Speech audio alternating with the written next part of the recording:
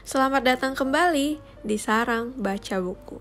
Hari ini kita akan membacakan cerita yang berjudul Kakek Pembuat Sepatu dan Para Peri yang ditulis oleh Brothers Grimm dan diilustrasikan oleh Bella Ansori. Pada zaman dahulu, hiduplah seorang kakek yang jujur, pemilik toko sepatu. Meski bekerja keras, sang kakek tetap sangat miskin. Saat ini, di toko sepatu milik sang kakek, hanya ada selembar kulit yang cukup untuk membuat sepasang sepatu. Sang kakek berusaha memanfaatkan dengan baik kulit terakhir yang ia punya. Tuhan, saya berharap dapat membuat sepatu yang bagus agar bisa terjual. Sang kakek pun meletakkan kulit tersebut di atas meja kerja, kemudian tertidur setelah berdoa. Esok paginya, sang kakek yang datang ke toko sepatu terkejut melihat meja kerjanya.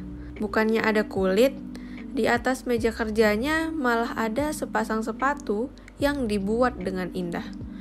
Loh, siapa yang membuat sepatu ini? Mendengar teriakan sang kakek, sang nenek datang berlari. Sang kakek dan nenek memperhatikan ke sana kemari, namun sama sekali tidak melihat jejak orang datang.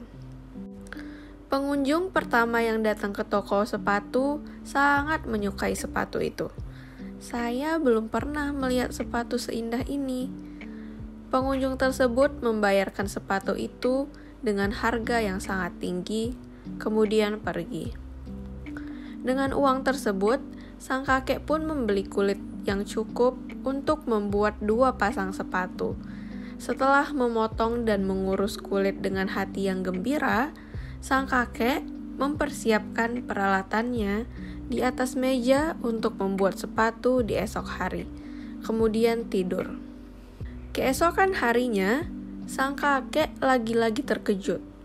Alasannya adalah karena di atas meja kerjanya, kini ada 2 pasang sepatu kulit yang juga dibuat dengan indah. Kali ini pun tidak terlihat jejak kedatangan seseorang. Sepertinya Tuhan menolong kita. Terima kasih Tuhan. Sang nenek kemudian merapikan 2 pasang sepatu itu di atas rak pajangan. Pada hari itu juga, ada seorang pengunjung yang sangat menyukai sepatu itu, juga membayarkan banyak uang, lalu pergi. Sepatunya indah sekali, saya ingin membeli keduanya.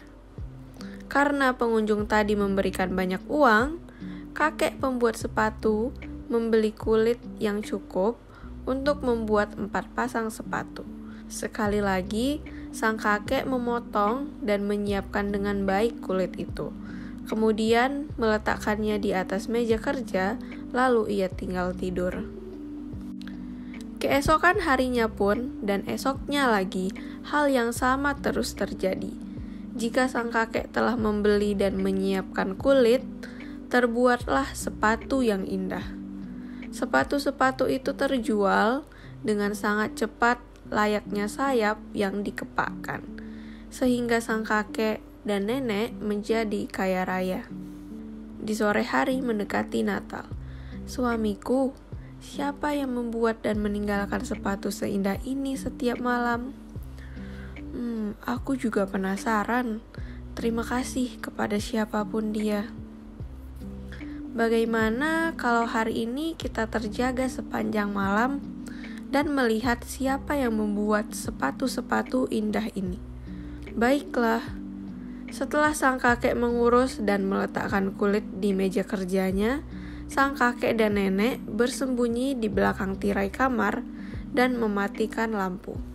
Begitu waktu menunjukkan pukul 12 malam, jendela terbuka perlahan, dan 2 peri masuk ke dalam ruangan sambil menari. Para peri itu memegang gunting dan palu kecil, juga benang. Para peri itu melompat ke atas meja kerja, kemudian mulai membuat sepatu. Tok, tok, mereka memukul dengan palu dan menjahit satu persatu. Bakat para peri itu luar biasa, Dalam sekejap, selesailah sepasang sepatu yang indah. Setelah membuat sepatu dengan seluruh persediaan kulit yang sudah disiapkan sang kakek, para peri itu dengan cepat menghilang keluar jendela. Sang kakek dan nenek saling memandang di balik tirai. Bagaimana cara kita berterima kasih pada para peri yang telah membantu kita?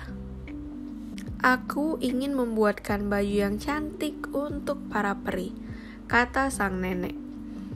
Kalau begitu, aku akan membuatkan sepatu untuk mereka, jawab sang kakek.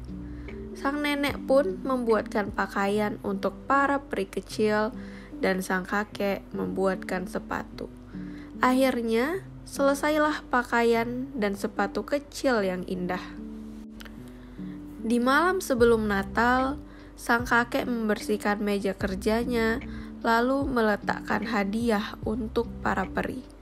Sang kakek meletakkan 2 mantel berukuran dengan sangat kecil berwarna hijau dengan kancing yang cantik, 2 celana berwarna putih, 2 topi berwarna merah terang, juga 2 pasang sepatu dengan ujung yang lancip.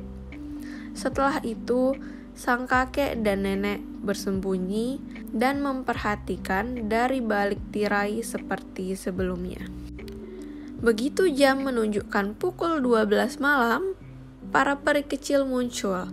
Para peri kecil melompat ke atas meja kerja. Bukannya kulit, para peri kecil membelalakkan mata begitu mereka menemukan pakaian dan sepatu berukuran kecil. Sambil tersenyum, mereka berkata satu sama lain, "Wah, ada pakaian yang keren, juga sepatu yang bagus. Sepertinya ini hadiah Natal." Para peri kecil mulai mengenakan pakaian-pakaian tersebut. Terakhir, mereka mengenakan topi dan sepatu. Sekarang kita tidak telanjang lagi. Sekarang kita menjadi peri yang keren. Para peri kecil tertawa sambil menari. Setelah itu, mereka keluar lewat jendela dengan tersenyum. Para peri kecil tidak lagi datang ke toko sepatu milik sang kakek dan nenek. Sang kakek dan nenek juga tidak lagi membutuhkan bantuan mereka. Sang kakek dan nenek berterima kasih pada bantuan mereka selama ini, seraya berbicara pada satu sama lain. Aku berterima kasih sekali kepada anak-anak itu. Bakat mereka membuat sepatu sangat bagus, kan?